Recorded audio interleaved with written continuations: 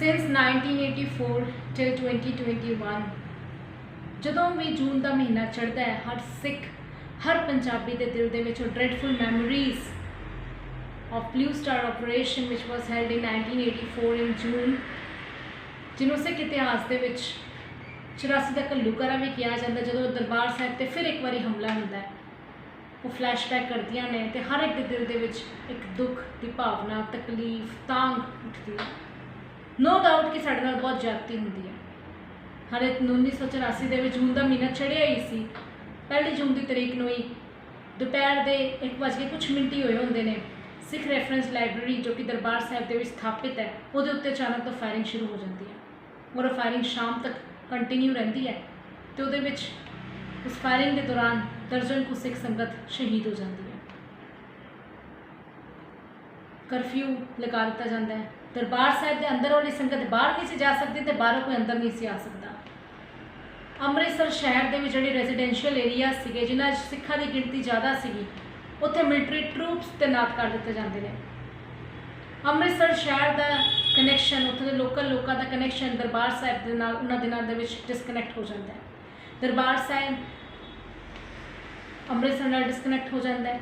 ਅੰਮ੍ਰਿਤਸਰ ਦਾ connection ਹੋਰ ਪੰਜਾਬ ਦੇ ਦੂਸਰੇ ਸ਼ਹਿਰਾਂ ਨਾਲ ਡਿਸਕਨੈਕਟ ਹੋ ਜਾਂਦਾ ਹੈ। ਪੰਜਾਬ ਸਟੇਟ ਦਾ ਕਨੈਕਸ਼ਨ ਦੂਸਰੀ ਸਟੇਟਸ ਦੇ ਨਾਲ ਡਿਸਕਨੈਕਟ ਹੋ ਜਾਂਦਾ ਹੈ।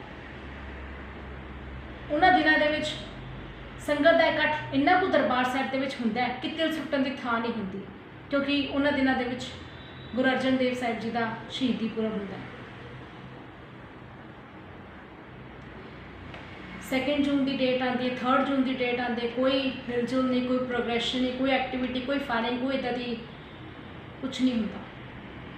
2 ਦਿਨ ਦੇ ਲਈ ਸਭ ਕੁਝ ਨੋਰਮਲ ਹੁੰਦਾ ਹੈ, ਪਰ ਕਰਫਿਊ ਉੱਦਾਂ ਹੀ ਲੱਗਾ ਹੋਇਆ ਹੈ। ਹਰ ਪਾਸੇ ਟੈਂਸ ਵਾਲਾ ਐਟਮੋਸਫੇਅਰ ਹੈ, ਹਰ ਪਾਸੇ ਕੀ ਚਰਚਾ ਛਿੜੀ ਹੋਈ ਹੈ, ਕਿਉਂਕਿ ਜਿਹੜੀ ਐਕਟੀਵਿਟੀ 1 ਜੂਨ ਨੂੰ ਵਾਪਰਦੀ ਹੈ ਲੋਕਾਂ ਦੀ ਕੌਨਸ਼ੀਅਸਨੈਸ ਤੋਂ ਬਾਹਰ ਹੁੰਦੀ ਹੈ। 4 ਜੂਨ ਨੂੰ ਅੰਮ੍ਰਿਤ ਵੇਲੇ ਦਾ ਸਮਾਂ ਹੁੰਦਾ ਹੈ। ਹਾਲੇ ਦਰਬਾਰ ਸਾਹਿਬ ਦੇ ਵਿੱਚ ਹੁਕਮਨਾਮਾ ਹੀ ਲਿੱਤਾ ਗਿਆ ਹੁੰਦਾ ਹੈ ਕਿ ਸਡਨਲੀ ਇੱਕ ਬੌਂਬ ਬਲਾਸਟ ਹੁੰਦਾ ਹੈ ਔਰ ਉਸ ਬੌਂਬ ਦੀ ਐਕਸਪਲੋਜਨ ਇੰਨੀ ਕੁ ਹਿਊਜ ਹੁੰਦੀ ਹੈ, ਉਹਦੀ ਗੂੰਜ ਪੂਰੇ ਸ਼ਹਿਰ ਦੇ ਵਿੱਚ ਸੁਣਾਈ ਦਿੰਦੀ ਹੈ। ਇੱਥੇ ਪੈਮਾਨਾ ਲਾਇਆ ਜਾ ਸਕਦਾ ਕਿ ਕੋਈ ਆਮ ਬਲਾਸਟ ਨਹੀਂ ਸੀ, ਆਮ ਬੌਂਬ ਨਹੀਂ ਸੀ ਸਿਲੈਕਟ ਕੀਤਾ ਗਿਆ ਹਮਲੇ ਦੇ ਵਾਸਤੇ। ਉਸ ਤੋਂ ਬਾਅਦ ਫਾਇਰਿੰਗ ਸ਼ੁਰੂ ਹੋ ਜਾਂਦੀ ਹੈ ਔਰ ਫਾਇਰਿੰਗ ਜਿਹੜੀ ਹੈ 6 ਜੂਨ ਦੀ ਈਵਨਿੰਗ ਤੱਕ ਕੰਟੀਨਿਊਡ ਰਹਿੰਦੀ ਹੈ। ਉਸ ਫਾਇਰਿੰਗ ਦੇ ਦੌਰਾਨ ਕੁਝ ਸੰਗਤ ਗੋਲੀਆਂ ਦਾ ਸ਼ਿਕਾਰ ਹੋ ਕੇ ਸ਼ਹੀਦ ਹੋ ਜਾਂਦੀ ਹੈ, ਕੋਈ ਚਿੱਲਾ ਕੇ ਮਰ ਰਿਹਾ ਹੁੰਦਾ ਹੈ, ਕੋਈ ਮੱਛੀ ਭਗਦੜ ਜ਼ਮੀਨ 'ਤੇ ਕੁਚਲ ਕੇ ਮਰ ਰਿਹਾ ਹੁੰਦਾ ਹੈ। ਹਰ ਪਾਸੇ ਲਾਸ਼ਾਂ ਦੇ ਢੇਰ ਵਿਛੜੇ ਹੁੰਦੇ ਨੇ। ਇੰਨੀ ਕੁ ਲਾਸ਼ਾਂ ਵਿਛ ਜਾਂਦੀਆਂ ਨੇ ਕਿ ਉਹ ਸਰੋਵਰ ਦੇ ਵਿੱਚ ਗਿਰਨ ਲੱਗ ਜਾਂਦੀਆਂ ਨੇ। ਸਰੋਵਰ ਵੀ ਉੱਪਰ ਤੱਕ ਭਰ ਆਉਂਦਾ ਹੈ ਅਤੇ ਸਰੋਵਰ ਦੇ ਜਿਹੜਾ ਜਲ ਹੁੰਦਾ ਹੈ ਉਹਦਾ ਰੰਗ ਜਿਹੜਾ ਲਾਲ ਰੰਗ ਦਾ ਹੋ ਜਾਂਦਾ ਹੈ ਖੂਨ ਦੇ ਨਾਲ। 6 ਜੂਨ ਦੀ ਸ਼ਾਮ ਨੂੰ ਜਦੋਂ ਗੋਲੀਬਾਰੀ ਬੰਦ ਹੁੰਦੀ ਹੈ ਤੇ ਅਨਾਉਂਸਮੈਂਟ ਹੋ ਜਾਂਦੀ ਹੈ ਕਿ ਹੁਣ ਕਰਫਿਊ ਖੁੱਲ੍ਹ ਗਿਆ, ਜਿਹੜੀ ਸੰਗਤ ਅੰਦਰ ਹੈਗੀ ਆ ਹੁਣ ਉਹ ਬਾਹਰ ਜਾ ਸਕਦੀ ਹੈ, ਹੁਣ ਸਭ ਕੁਝ ਨੋਰਮਲ ਹੋ ਗਿਆ। ਤੇ ਜਦੋਂ ਸੰਗਤ, ਜਿਹੜੇ ਲੋਕ ਆਪਣੇ ਆਪ ਨੂੰ ਬਚਾ ਲੈਂਦੇ ਨੇ, ਜਦੋਂ ਬਾਹਰ ਜਾਂਦੇ ਨੇ ਤੇ ਬਾਹਰ ਉਹਨਾਂ ਨੂੰ ਬੰਦਕ ਬਣਾ ਕੇ ਉਹਨਾਂ ਨੂੰ ਅਕਿਊਜ਼ ਕਰ ਲਿੱਤਾ ਜਾਂਦਾ ਹੈ ਔਰ ਉਹਨਾਂ ਨੂੰ ਜੋਧਪੁਰ ਦੀ ਜੇਲ੍ਹਾਂ ਦੇ ਵਿੱਚ ਸੈਂਟੈਂਸ ਕਰ ਦਿੱਤਾ ਜਾਂਦਾ ਹੈ ਵੀ ਇਹ ਮੁਲਾਜ਼ਮ ਨੇ।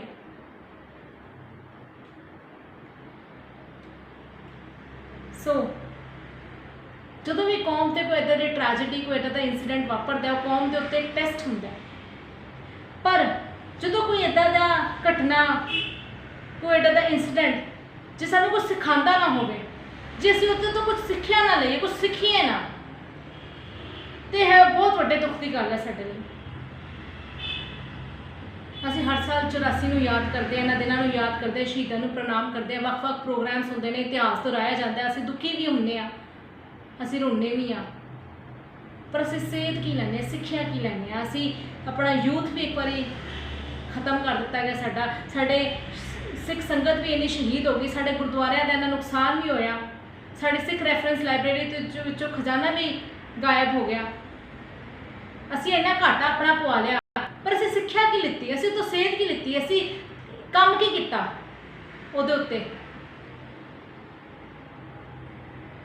ਜੇ ਆਪਾਂ ਦਰਬਾਰ ਸਾਹਿਬ 'ਤੇ ਹੋਏ ਹਮਲਿਆਂ ਦੀ ਗੱਲ ਕਰੀਏ ਤਾਂ ਰੋਜ਼ ਦਰਬਾਰ ਸਾਹਿਬ 'ਤੇ ਹਮਲੇ ਨਹੀਂ ਸੀ ਹੋਏ। 18th ਸੈਂਚੁਰੀ ਦੇ ਵਿੱਚ 1765 ਈਸਵੀ ਨੂੰ ਅਹਿਮਦ ਸ਼ਾਹ ਅਬਦਾਲੀ ਜਦੋਂ ਬਰੂਦ ਦੇ ਨਾਲ ਦਰਬਾਰ ਸਾਹਿਬ ਦੇ ਉੱਤੇ ਹਮਲਾ ਕਰਕੇ ਇੱਕ ਵਾਰੀ ਦਰਬਾਰ ਸਾਹਿਬ ਨੂੰ ਢਹਿ ਢੇਰੀ ਕਰ ਦਿੰਦਾ ਹੈ। वो आखिरी हमला होंदा उदों दा। उस तो बाद 219 साल बाद 1984 का घल्लूघारा होंदा, जिहदे विच फिर एक बारी दरबार साहिब दे उत्ते हमला होंदा। हुण जिहड़ा इन्ने साल दरबार साहिब ते हमला नहीं होया, ਇਹਦਾ मतलब है नहीं कि साढ़े को राज सी तो शायद तां इदां दा कोई कारनामा नहीं वापरिया। राज तो असीं बहुत थोड़ी देर कीता है, 100 साल तो असीं अंग्रेज़ां दे गुलाम रहे हैं। पर इत्थे एक गल बड़ी इंपॉर्टेंट है, अंग्रेज़ां ने नो डाउट साढ़े ते बहुत जातियां कीतियां, साढ़े ते बड़े जुल्म कीते, पर उन्होंने कभी इदां दा काम नहीं सी कीता।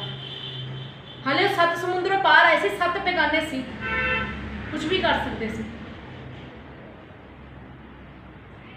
जे आपां हुण गल सिੱਖਣ ते सिखाउण दी करिए, सब तो पहला तो 18 सेंचुरी विच दरबार साहिब के उत्ते जिन्नी बारी हमले होए, प्लस 25 सालों में दरबार साहिब ते जिन्नी बारी हमला होया, उन्हां हमलिਆਂ ਦੇ ਵਿੱਚ ਤੇ 84 ਦੇ हमले ਦੇ ਵਿੱਚ फर्क की सी?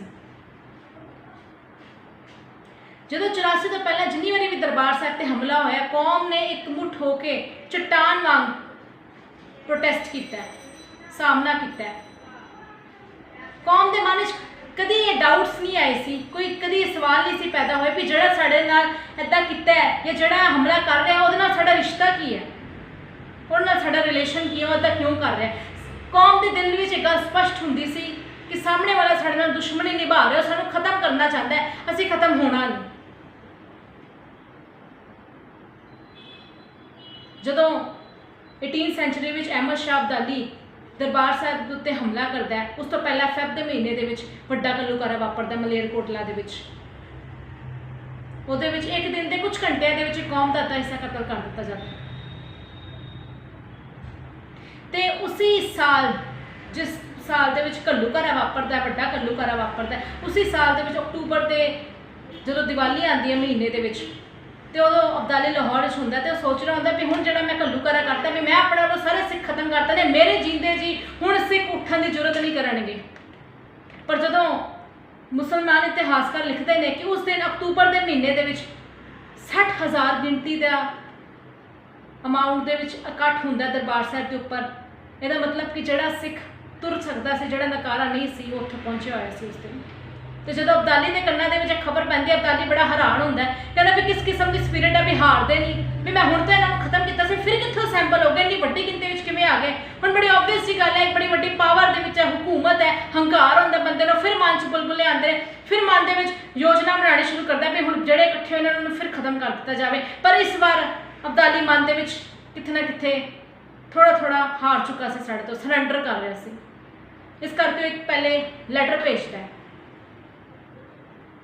उस दिन कौम के बड़े बड़े जरनैल, कौम के विद्वान इकट्ठे होंगे ने, संगत इकट्ठी होंगी, वो लैटर अब्दाली वालों भेजा गया, पढ़िया जाता संगत के। सिख संगत रिप्लाई के अब्दाली नूं की मैसेज भेजती है कि मलबे ते खड़ के फैसले नहीं होंगे, भी असीं दरबार से उसारना है, जो जंग करनी है साडे नाल तां असीं अज भी तैयार पर तैयार। तो जो अब्दाली नूं सिखां दा मैसेज मिलता, हैरान हो जाता भी किस किस्म की स्पिरिट है।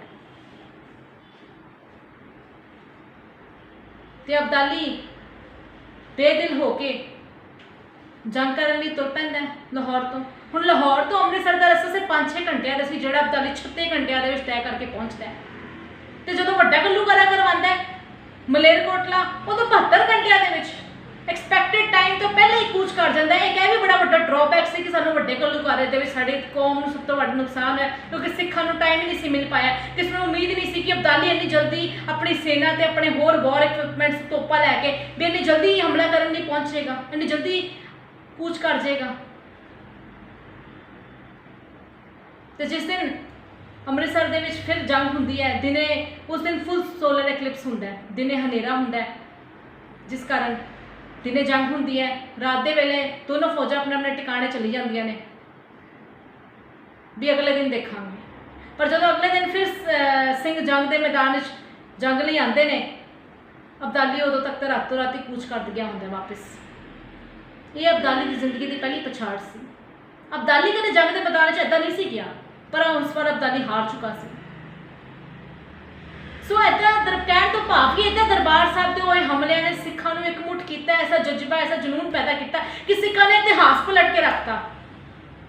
पर जो 84 का हमला होंदा है, कौम एकमुठ भी होंदी है, पर किथे ना किथे कौम स्प्लिट भी कर जाती है, क्योंकि पहली बार कौम के मन च डाउट आके खड़ा हो जाता है भी कितने साढ़े तो कोई गलती तो नहीं होगी, कि कितने अपने ने कोई गलती तो नहीं करती, क्योंकि हमलावर जिन्हों ने हमला करवाया होंगे, जिन्होंने सारे एपीसोड सच्चे ने, वो साढ़े अपने होंगे ने। तो ये कौम के लिए वो जो मोमेंट सी वो होंगे moment of shock and disbelieve, कि जो कोई अपने एवं जे काम करते हैं सानू हैरानगी होंगी है, सानू बड़ी बेविश्वासी भी होंगी है, साड़ा कितने ना कितने दिल कहते भी नहीं भी शायद हो सकता है भी साढ़े तो कितने गलती हो गई, क्योंकि ये तो मेरा अपना है, ये तो मेरा है, ये कितने कर सकते साढ़े नाल एवें। ये डाउट्स, ये सवाल, ये शंकावां कौम नू दे विच वो यूनिटी नहीं लैके आंदियां जो 84 तो बाद आनी चाहिए सी। और जो आप इन्नी वड्डी ट्रैजेडीज़ के उपर जो भी डिस्कस करिए, कोई भी कंक्लूजन ते आने तो पहला उते अमल करन तो पहला, इंप्लीमेंट करन तो पहला दूजी कौमां के इतिहास वाल भी देख लेना चाहिए एक बारी। सिर्फ साढ़े नाल नहीं इदा होया, बाकी कौमां दे विच वखरे रूपां दे विच इदां दा घटनावां वापरियां ने। उन्हां दा की एनालिसिस है, वो किद्दां इस सिचुएशन को डील करते हैं, वो किद्दां इहनूं रिस्पॉन्ड करते हैं, की ऑब्जरवेशन करते हैं, उस तो की सेध लैंदे ने ते की अपने कम्यूनिटी के चेंजिस लैके आते हैं, इसका एनालिसिस जरूर करना चाहिए। इंटैलीजेंसी दा साइन है, फिर कोई कंक्लूजन ते आगे कोई इंप्लीमेंटेशन करनी चाहिए है। तो साडा जो 84 का कांड होया है वो मिलता जुलता है यहूदियों के कतलेआम के नाल, जिन्होंने हॉलोकास्ट का नाम दिता गया, ज्यूज का कतलेआम, जिहदे विच जर्मनी के 70 लाख यहूदी मारिया जाता है।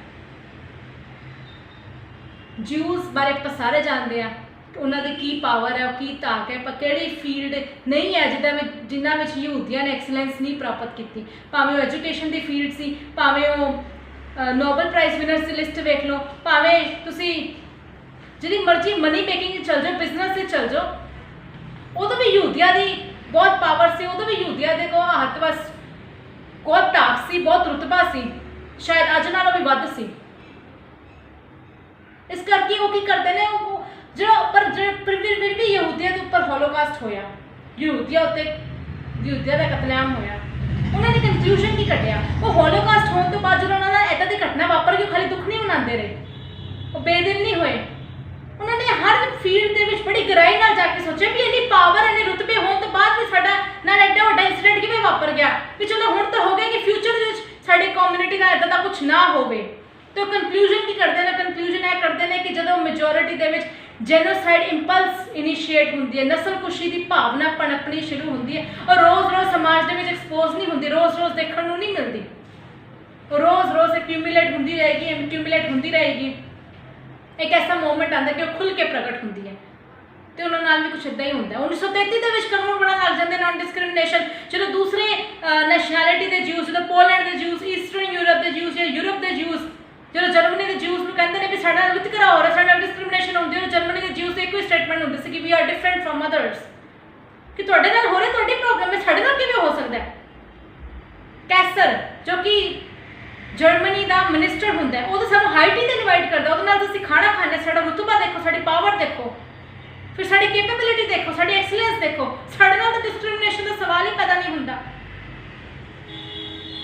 पर जो उन्होंने वापरता फिर उन्होंने पता लगता जोड़े इल्यूजन जो अस भ्रम पाल लें ये किन्ने महंगे पैंदे ने।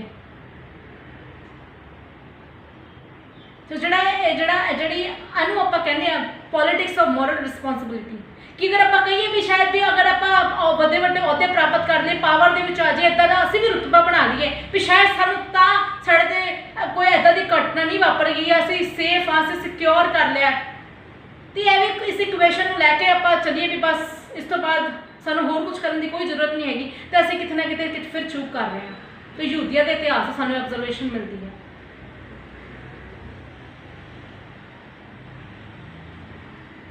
सो जो यहूदियों ने कंक्लूजन कड्ढी है वो साढ़े उत्ते भी बिल्कुल ढुकवी है। जे असी समाज के जो अनअवेयर होकर अखा बंद करके जीन लग जाएंगे, कोई खबर नहीं रखांगे, जो असी अपने दुश्मन को पछाणना बंद कर देंगे, उदों असी अपने फ्यूचर के खुद जिम्मेवार होवांगे।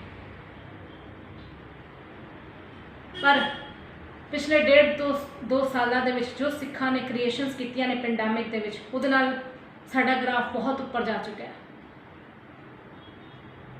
असी 100 साल अगे जा चुके हैं, असी बहुत तरक्की कर ली अपने ग्राफ के। ਅਸੀਂ ਬਹੁਤ ਵਰਕ ਕੀਤਾ, ਬਹੁਤ ਵਧੀਆ ਪੋਜ਼ਿਟਿਵ ਵੇ 'ਚ ਅਸੀਂ ਉੱਭਰ ਕੇ ਸਾਹਮਣੇ ਆਏ, ਦੁਨੀਆ ਦੇ ਵਿੱਚ ਰਿਪਰੈਜ਼ੈਂਟ ਹੋਇਆ। ਔਰ ਸਾਡੇ ਲਈ ਸਭ ਤੋਂ ਖੁਸ਼ੀ ਦੀ ਗੱਲ ਹੈ ਕਿ ਅੱਜ ਦਾ ਜਿਹੜਾ ਸਿੱਖ ਹੈ ਸਿਰਫ ਪੰਜਾਬ ਦੇ ਵਿੱਚ ਨਹੀਂ ਰਿਹਾ, ਅੱਜ ਸਿੱਖ ਪੂਰੇ ਵਰਲਡ ਦੇ ਵਿੱਚ ਫੈਲ ਚੁੱਕਿਆ ਹੈ ਔਰ ਬੜੇ ਵੱਡੇ ਵੱਡੇ ਅਹੁਦੇ ਪ੍ਰਾਪਤ ਕਰ ਰਿਹਾ ਹੈ। ਪਰ ਇਹਦਾ ਮਤਲਬ ਇਹ ਨਹੀਂ ਕਿ ਅਸੀਂ ਵੀ ਅਹੁਦੇ ਪ੍ਰਾਪਤ ਕਰਨੇ ਨੇ, ਅਸੀਂ ਵੀ ਪਾਵਰ ਦੇ ਵਿੱਚ ਆਉਣਾ ਹੈ, ਅਸੀਂ ਵੀ ਆਪਣਾ ਇੱਕ ਰੁਤਬਾ ਬਣਾਉਣਾ ਹੈ, ਪਰ ਸਮਾਜ ਦੇ ਵਿੱਚ ਨਾਲ ਅਵੇਅਰ ਹੋ ਕੇ ਵੀ ਜੀਣਾ ਹੈ, ਐਜੂਕੇਟ ਵੀ ਹੋਣਾ ਹੈ, ਵੱਡੇ ਵੱਡੇ ਸਟੇਟਸ ਵੀ ਪ੍ਰਾਪਤ ਕਰਨੇ ਨੇ, ਅਹੁਦੇ ਵੀ ਪ੍ਰਾਪਤ ਕਰਨੇ ਨੇ, ਜ਼ਰੂਰੀ ਨੇ ਸਾਡੇ ਵਾਸਤੇ ਬਹੁਤ, ਪਰ ਉਹਦੇ ਨਾਲ ਸਾਡੇ ਵਾਸਤੇ ਅਵੇਅਰਨੈਸ ਵੀ ਬਹੁਤ ਇੰਪੋਰਟੈਂਟ ਹੈ। ਹਰ ਮੂਵਮੈਂਟ ਤੇ ਹਰ ਸਟੈਪ ਤੇ ਅਵੇਅਰ ਹੋ ਕੇ ਚੱਲਣਾ ਹੈ ਵੀ ਸਾਡੇ ਆਸ-ਪਾਸ ਕੀ ਵਾਪਰ ਰਿਹਾ ਦੀ ਸਾਨੂੰ ਨੌਲੇਜ ਹੋਣੀ ਚਾਹੀਦੀ ਹੈ, ਹਰ ਚੀਜ਼ ਬਾਰੇ ਸਾਨੂੰ ਇੰਟਰੋਸਪੈਕਸ਼ਨ ਹੋਣਾ ਚਾਹੀਦਾ ਹੈ, ਤਾਂ ਅਸੀਂ ਸੇਫ ਹਾਂ। ਹਰ ਸਟੈਪ ਬਹੁਤ ਸਾਨੂੰ ਸੋਚ ਸਮਝ ਕੇ ਰੱਖਣਾ ਪਏਗਾ, ਤਾਂ ਅਸੀਂ ਸੇਫ ਹਾਂ।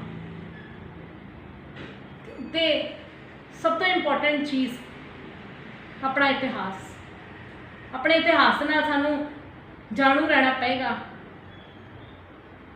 ਉਹ ਬਹੁਤ ਇੰਪੋਰਟੈਂਟ ਹੈ। ਆਪਣੇ ਘਰਾਂ ਦੇ ਵਿੱਚ ਅਸੀਂ ਆਪਣਾ ਇਤਿਹਾਸ ਨਾ ਭੁਲਾਈਏ, ਆਪਣਾ ਵਿਰਸਾ ਨਾ ਭੁਲਾਈਏ, ਆਪਣੇ ਇਤਿਹਾਸ ਨਾਲ ਜਾਣੂ ਰਹੀਏ, ਆਪਣੇ ਵਿਰਸੇ ਦੇ ਨਾਲ ਆਪ ਵੀ ਜਾਣੂ ਰਹੀਏ, ਆਪਣੇ ਫੈਮਿਲੀ ਮੈਂਬਰਸ ਨੂੰ, ਆਪਣੇ ਬੱਚਿਆਂ ਨੂੰ ਵੀ ਜਾਣੂ ਰੱਖੀਏ, ਬੱਚਿਆਂ ਨੂੰ ਐਜੂਕੇਟਿਡ ਕਰੀਏ, ਵੱਡੇ ਤੋਂ ਵੱਡੇ ਉਹਨਾਂ ਨੂੰ ਪੜ੍ਹਾਈਆਂ ਕਰਾਈਏ, ਉਹਨਾਂ ਨੂੰ ਇੰਪੋਰਟੈਂਸ ਦੱਸੀਏ, ਐਜੂਕੇਸ਼ਨ ਦੀ ਬਹੁਤ ਜ਼ਰੂਰਤ ਹੈ। ਅੱਜ ਸਾਡੀ ਲੜਾਈ ਕਲਮ ਦੀ ਹੈ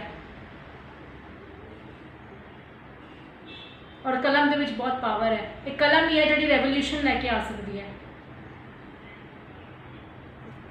ਬਾਕੀ ਆਪਣੇ ਘਰਾਂ ਦੇ ਵਿੱਚ ਰਹੀਏ ਤੇ ਸੇਫ ਰਹੀਏ।